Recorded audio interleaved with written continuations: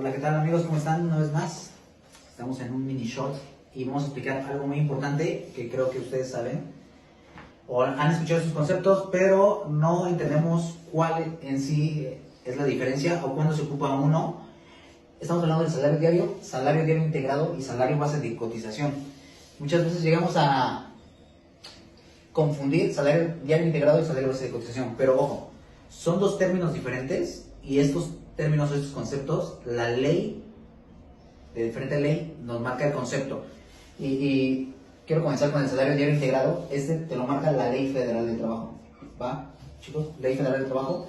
Y esto viene en el artículo número 89, ¿va?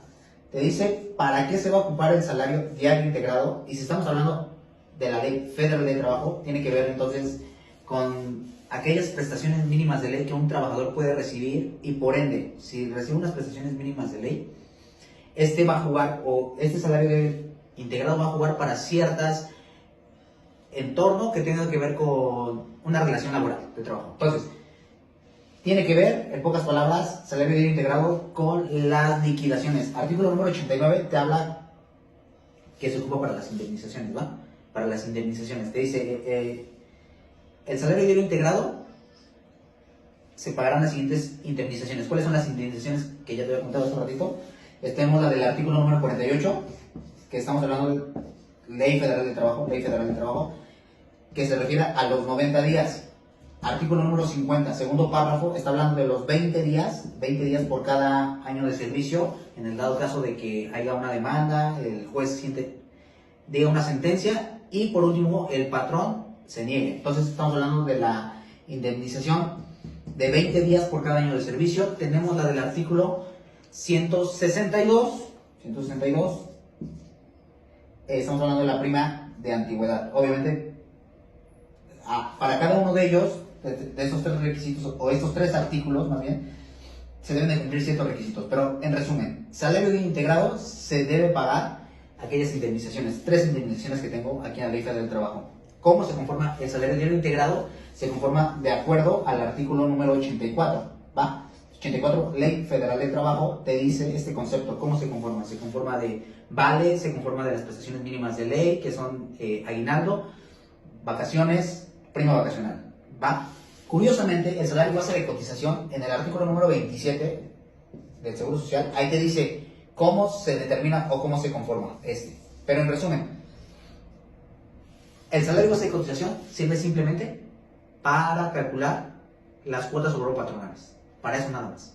Para pagar las cuotas sobre patronales. Sobre el salario base de cotización te habla sobre que tengas tu factor, obviamente un factor que lo integra, que es el 1.0493 para las prestaciones mínimas de ley. Si en el salario diario integrado también nomás tuviéramos las prestaciones mínimas de ley, por coincidencia tienen el mismo factor, 1.0493.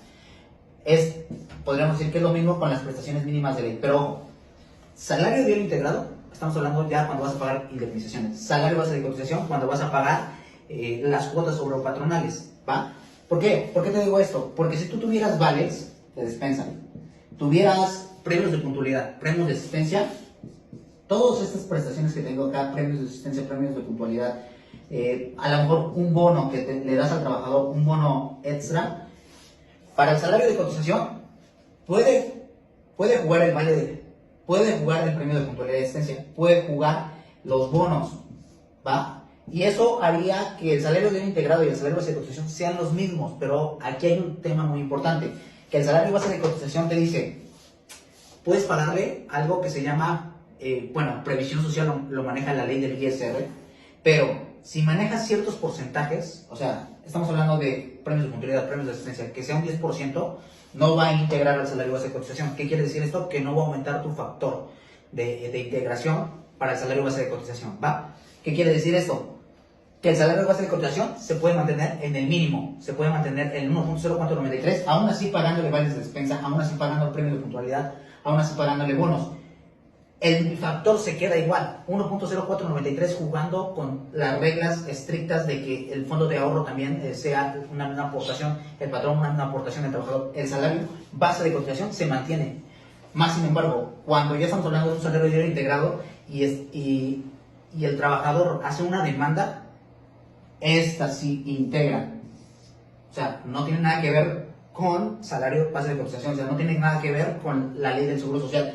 Cuando vas a demandar, acumulas tu factor en vez de 1.0493, lo que va a hacer, va a aumentarlo, lo puede aumentar a 1.5, 1.8, o sea, depende.